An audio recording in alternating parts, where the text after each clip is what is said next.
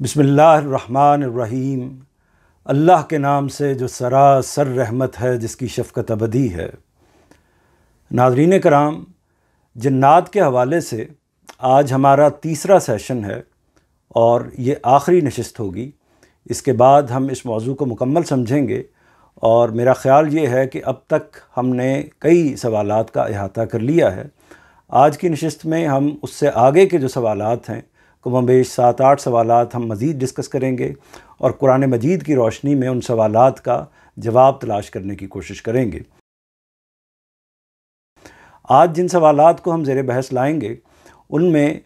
अगला सवाल ये है, यानी इससे पहले हम 7 सवालात को ज़ेर बहस ला चुके हैं। 8वां सवाल ये है कि जिन्नों की क़ुव्वत व सलाहियत की क्या नौइयत है, यानी उनकी इस्तेदाद, उनकी सलाहियत क्या है। क्या ये सलाहियत, ये इस्तेदाद इंसानों से ज़्यादा है या उनसे किसी पहलू से कम वो इस्तेदाद रखते हैं, कम सलाहियत रखते हैं। अगला सवाल ये है, यानी 9वां सवाल ये है कि जिन्हों की हैत और शक्ल कैसी होती है। 10वां सवाल ये है कि क्या जिन अपना रूप, अपनी शक्ल, अपनी हैत तब्दील कर सकते हैं। यानी मिसाल के तौर पर यह सवाल भी आम तौर पर पूछा जाता है और बाज़ लोगों के ख़्याल में ये सवाल आता भी है कि क्या जन्नात जो हैं किसी जानवर की शक्ल इख्तियार कर सकते हैं या वो इंसानों की शक्ल में आ सकते हैं या नहीं आ सकते। ये सवालात भी आम तौर पर हमारे जहनों में आते हैं, लोग इन सवालों को पूछते हैं। अगला सवाल ये है कि क्या जन्नात में अंबिया और रसूल आते हैं या उनके हवाले से अल्लाह ताला ने जो हिदायत का सिलसिला रखा हुआ है उसकी कोई मुख्तलिफ नौइयत है।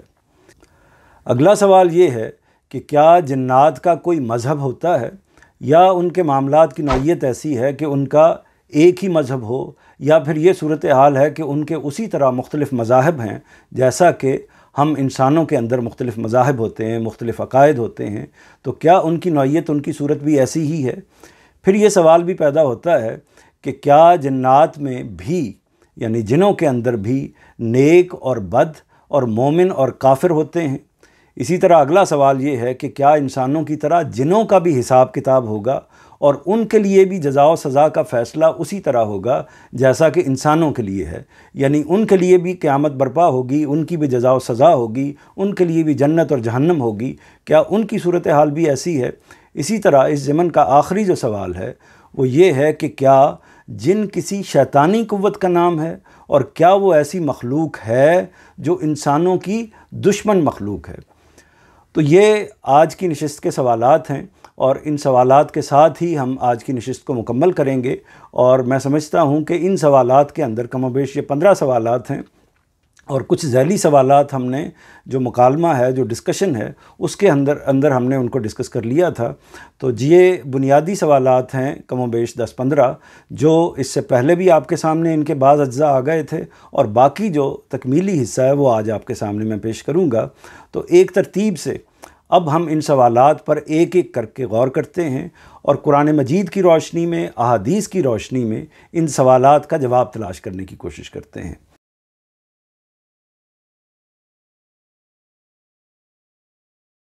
तो नाज़रीन कराम, आज की नशिस्त का पहला और बहसियत मजमूई 8वां जो सवाल है वो सवाल ये है कि जिन्हों की क़ुव्वत व सलाहियत की क्या नौइयत है। यानी उनकी इस्तेदाद क्या है, उनकी सलाहियत क्या है, उनके अंदर किस तरह की ताकत पाई जाती है और जो कुछ भी इस हवाले से उनके मामलात हैं, क्या वो इंसानों से बरतर हैं या उनसे कमतर हैं या उनके बराबर हैं। तो उनकी क़ुव्वत, उनकी इस्तेदाद, उनकी ताकत क्या इंसानों से ज़्यादा है। आम तौर पर यही तसव्वुर किया जाता है कि वो इंसानों से ज़्यादा ताकतवर होते हैं। तो आइए कुरान मजीद से इसका जवाब हासिल करने की कोशिश करते हैं। इस सवाल के जवाब के लिए मैं सूरह नमल की आयात 38 ता 40 का जो तर्जुमा है वो आपके सामने बयान करता हूँ। सूरह नमल में अल्लाह ताला का इरशाद है कि सुलेमान ने कहा, ए अहले दरबार, तुम में से कौन उसका तख्त मेरे पास लाता है। यानी मलका बिल्कीस का तख्त मेरे पास कौन लाता है, इससे पहले कि वो लोग मतीयो फरमाबरदार होकर मेरे पास हाज़िर हो जाएं। जिनों में से एक देव ने अर्ज़ किया, मैं उसको आपके पास आपकी इस मजलिस से आपके उठने से पहले हाज़िर कर दूँगा। मैं इस पर कुदरत रखता हूँ और अमानतदार भी हूँ। एक शख्स जिसके पास कानून खुदाबंदी का इल्म था इस पर जोश में आ गया और उसने कहा کہ میں آپ کی پلک جھپکنے سے پہلے اس کو آپ کے پاس لائے دیتا ہوں۔ پھر جب سلیمان نے اس کو اپنے سامنے رکھا ہوا دیکھا تو پکار اٹھا کہ یہ میرے پروردگار کا فضل ہے تاکہ وہ مجھے آزمائے کہ میں شکر گزار ہوتا ہوں یا ناشکری کرتا ہوں۔ حقیقت یہ ہے کہ جو شکر کرتا ہے تو اپنے ہی فائدے کے لیے شکر کرتا ہے، اور جو ناشکری کرتا ہے تو یہ بھی اسی کا نقصان ہے، اس لیے کہ میرا پروردگار بے نیاز ہے اور وہ بڑا کرم فرمانے والا بھی ہے۔ سورہ نمل کے اس مقام سے جو باتیں ہمارے موضوع کے حوالے سے ہمارے سامنے متعین ہو کر واضح ہو کر سامنے آتی ہیں وہ یہ چند ہیں۔ جو پہلی بات ہے وہ یہ معلوم ہوتی ہے کہ حضرت سلیمان علیہ السلام کے دربار میں جنات موجود ہوتے تھے، یعنی وہ ایک پیغمبر کی ہستی تھی، ان کے دربار کے اندر، ان کا دربار بہت بڑا دربار تھا، وقت کے بادشاہ تھے، تو ان کے دربار کے اندر جہاں انسان موجود ہوتے تھے تو وہاں جنات بھی موجود ہوتے تھے۔ دوسری جگہ پر اللہ تعالیٰ نے قرآن مجید میں ارشاد فرمایا ہے کہ اللہ تعالیٰ نے در حقیقت جنات کو ان کے لیے مسخر کر دیا تھا، اور ان کی فوج کے اندر، حضرت سلیمان علیہ السلام کی فوج کے اندر، انسانوں کے ساتھ ساتھ جانور بھی اور ایک طریقے سے جنات بھی وہاں موجود ہوتے تھے۔ دوسری بات جو واضح ہوتی ہے وہ یہی واضح ہوتی ہے کہ جنات کا انسانوں کے ساتھ اور انسانوں کا جنات کے ساتھ مکالمہ ہو سکتا ہے۔ تو اس کا مطلب یہ ہے کہ کمیونیکیشن کا، ابلاغ کا ایک رشتہ انسانوں کے اور جنوں کے مابین ہو سکتا ہے، جیسا کہ قرآن مجید کے اس مقام سے واضح ہے۔ اگلی بات جو قرآن مجید کے اس مقام سے واضح ہوتی ہے وہ یہ ہے کہ جنات ایسی شکل یا حیت اختیار کر سکتے ہیں، یہ بھی ہم ایک قیاس کر سکتے ہیں، یعنی استنباط کر سکتے ہیں اس مقام سے کہ وہ ایسی شکل یا حیت اختیار کر سکتے ہیں جس سے ان کے وجود کو دیکھا جا سکے یا محسوس کیا جا سکے۔ انسان ظاہر ہے کہ اس طرح کا علم نہیں رکھ سکتے ہوتے، لیکن بظاہر یہ اندازہ ہو رہا ہے کہ اگر وہ دربار کے اندر موجود ہیں، ایک درباریوں کی حیثیت سے موجود ہیں، اور حضرت سلیمان علیہ السلام کے سامنے بھی ہیں، اور اسی طرح وہ جو گفتگو کی اس جن نے جو بھی گفتگو کی وہ دربار کے اندر موجود ایک اور شخصیت نے، ایک اور انسان نے بھی سن لی، یعنی جس طرح حضرت سلیمان علیہ السلام نے اس کو سنا، بظاہر یہی لگتا ہے کہ اس شخص نے بھی اس کو سنا جو ایک انسان تھا اس دربار کے اندر، کوئی صاحب علم شخصیت تھی، تو انہوں نے سن کے پھر ایک دوسری آفر کی یا دوسری صورت پیش کی کہ میں اس تخت کو پلک جھپکتے میں آپ کے سامنے پیش کر سکتا ہوں۔ تو مزید جو بات اس سے واضح ہوتی ہے وہ یہ واضح ہوتی ہے کہ ایک جن کے اندر، یعنی ہمارا اس سوال کا اصل موضوع یہ تھا کہ جنات کے اندر قوت و صلاحیت کس قدر ہو سکتی ہے، تو اس سے واضح ہوتا ہے کہ ان کے ہاں جو قوت و صلاحیت ہوتی ہے وہ عام طور پر انسانوں سے، یعنی جسمانی قوت جو ہے ان کے ہاں وہ عام طور پر انسانوں سے کہیں زیادہ ہوتی ہے۔ یعنی ظاہر ہے کہ وہ، جیسا کہ انہوں نے کہا کہ میں دربار کو، یعنی اس جن نے کہا کہ میں آپ کا دربار برخاست ہونے سے پہلے ملکہ بلقیس کے تخت کو آپ کی خدمت میں حاضر کر دوں گا، تو اس کا مطلب یہ تھا کہ کوئی چند گھنٹوں کی بات ہے، چند ساعتوں کی بات ہے۔ تو اس کا مطلب یہ ہے کہ وہ چند گھنٹے کے اندر سینکڑوں ہزاروں میل کا سفر طے کر کے وہ جائے گا، اور جا کے پھر واپس اس تخت کو اٹھا کر واپس لے کے آئے گا جس کا اس نے اظہار کیا۔ ظاہر ہے کہ پیغمبر کے دربار کے سامنے کوئی جھوٹی یا غلط بات وہ بیان نہیں کر سکتا تھا، تو اس سے واضح ہوتا ہے۔ اچھا، اس سے مزید جو ایک بات واضح ہوئی ہے وہ بات یہ واضح ہوئی ہے کہ بالعموم تو ایسا ہی ہے کہ قوت و استعداد اور طاقت کے لحاظ سے جو جنات ہیں ان کی قوت لازماً عام طور پر انسانوں سے زیادہ ہی ہوتی ہے اور ہو سکتی ہے، لیکن کیا کلیتاً وہ کام کرتے ہیں جو انسان نہیں کر سکتے؟ بلکہ اس جگہ سے جو بات واضح ہوتی ہے وہ یہی واضح ہوتی ہے کہ اصل میں ایک انسان نے جو اسی دربار کے اندر موجود تھا اس سے بھی زیادہ سرعت کے ساتھ اپنے اس دعوے کا اظہار کیا، اور پلک جھپکتے میں اس شخصیت نے اپنے علم کے ذریعے سے، وہ علم بھی ظاہر ہے کہ اللہ ہی کا دیا ہوا علم تھا، اس علم کے ذریعے سے اس جو شخصیت ہے، ہر علم اللہ ہی کا دیا ہوا ہوتا ہے، تو اس شخص کو بھی جو علم ملا ہوا تھا اس علم کے ذریعے سے اس نے کوئی الفاظ پڑھے، کوئی کلمات کہے یا کچھ پھونکا، جس کے نتیجے میں جو ملکہ بلقیس کا تخت ہے وہ چند لحظے کے اندر، یعنی 1 منٹ کے اندر، 1 سیکنڈ کے اندر پلک جھپکتے ہی جو ملکہ بلقیس کا تخت ہے وہ وہاں پر موجود ہوا۔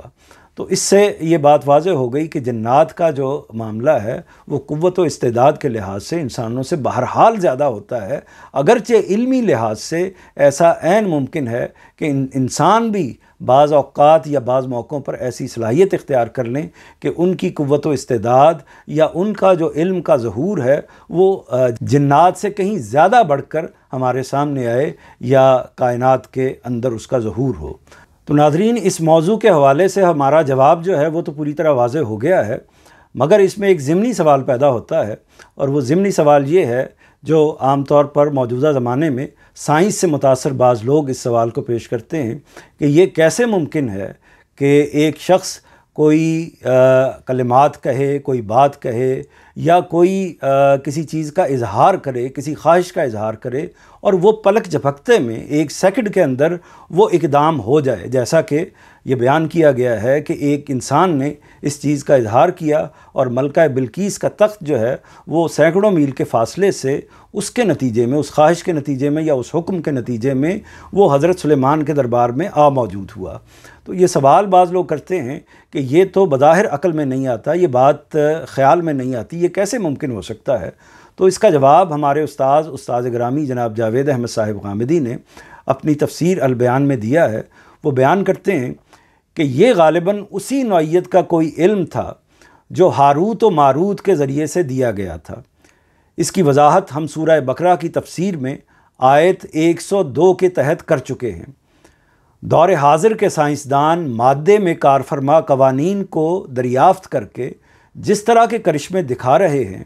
زمانہ قدیم میں اسی طرح کے کرشمے نفسی علوم کے ماہرین نفس میں کارفرما قوانین کے ذریعے سے دکھاتے رہے ہیں۔ ہندو، بدھ، مسیحی اور مسلمان صوفیہ کے تذکروں میں اس کے واقعات دیکھے جا سکتے ہیں۔ اس پر کم سے کم اس زمانے کے لوگوں کو کوئی تعجب نہ ہونا چاہیے جس کے سائنسدان ہزاروں لاکھوں میل کے فاصلے سے زندہ انسانوں کی آواز، تصویریں اور نقل و حرکت چشم زدن میں اسی طرح اٹھا لاتے ہیں، یعنی جس طرح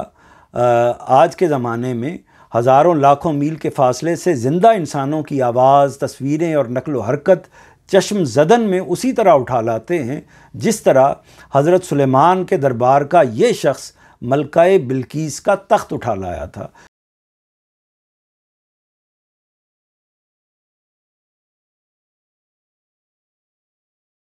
اس کے بعد اگلے جو دو سوال ہیں ان کو ہم اکٹھا زیر بحث لاتے ہیں، یعنی سوال نمبر 9 اور سوال نمبر 10 کو، اور یہ جانتے ہیں کہ ان کا قرآن مجید اور احادیث کی روشنی میں کیا جواب ہے۔ نواں سوال یہ ہے کہ جنوں کی حیت اور شکل کیسی ہوتی ہے، یعنی کیسے وہ دکھائی دیتے ہیں، ان کی کیا جسامت ہوتی ہے، ان کا قد کاٹ اور اس کی نوعیت کیا ہوتی ہے، اور اگر وہ جو کچھ بھی ان کی شکل ہوتی ہے تو ہم ان کو کس چیز سے سمجھ سکتے ہیں، کس چیز سے تشبیہ دے سکتے ہیں، کیسا ان کے بارے میں جان سکتے ہیں۔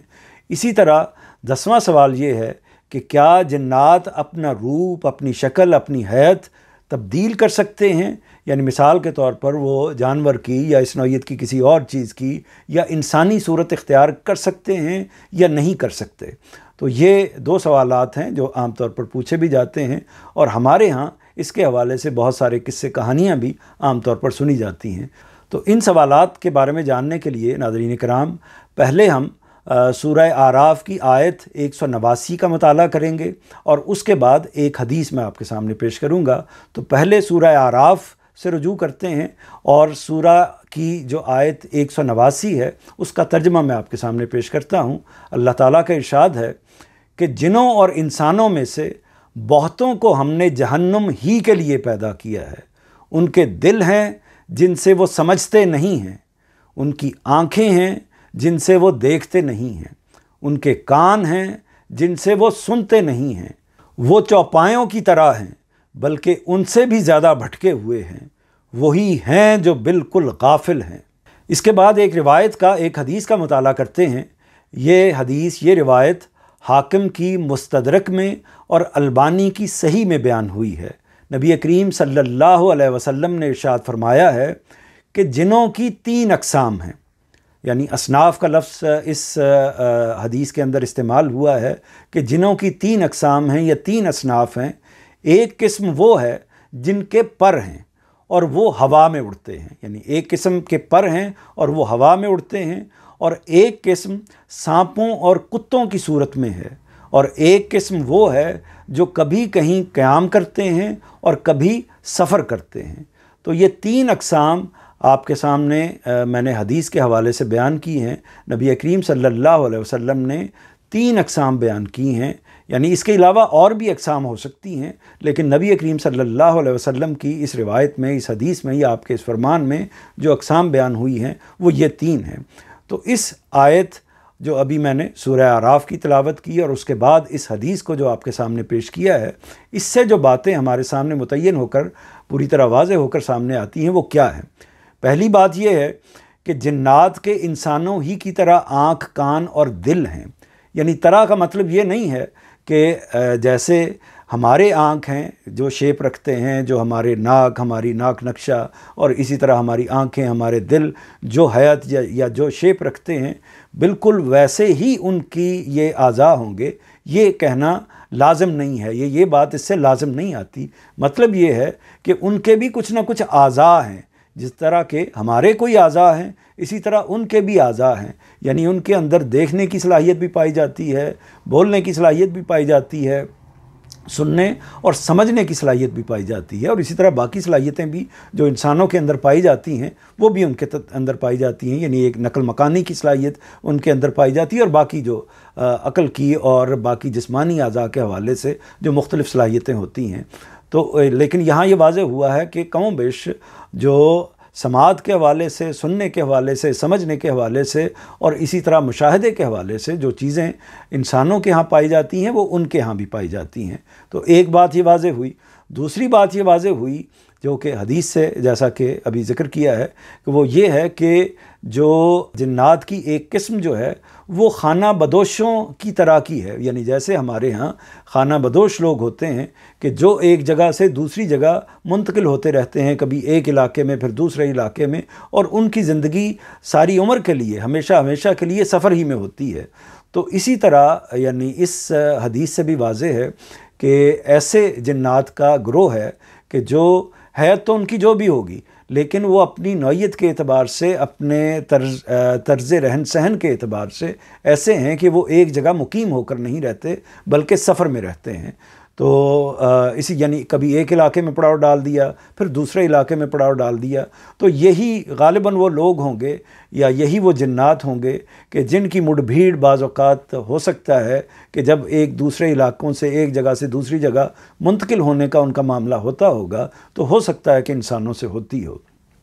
تو اگلی جو صورت ہے جو حدیث کے اندر جنات کے حوالے سے بیان ہوئی ہے وہ یہ ہے کہ جنات کتوں کی اور سانپوں کی صورت بھی اختیار کر سکتے ہیں۔ وہاں یعنی یہ بیان ہوا ہے کہ ان کی شکل کتوں اور سانپوں جیسی ہوتی ہے،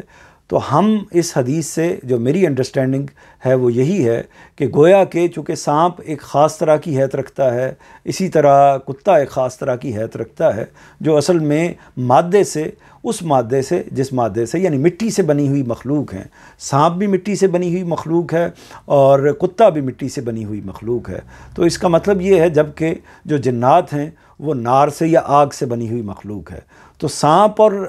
جو کتا ہے وہ ایگزیکٹلی وہ چیز تو نہیں ہو سکتے، البتہ یہ ہو سکتا ہے کہ وہ سانپ کا یا کتے کا روپ اختیار کر سکتے ہوں، ان کی حیت یا شکل اختیار کر سکتے ہوں، یعنی جانوروں کی کوئی شکل اختیار کر سکتے ہوں، اور ہمارے سامنے ایسا ہو سکتا ہے کہ کبھی وہ کتے یا سانپ کی شکل میں موجود ہوتے ہوں، یہ ہو سکتا ہے۔ اس حدیث سے جو بات سامنے آتی ہے وہ اسی طریقے سے آتی ہے۔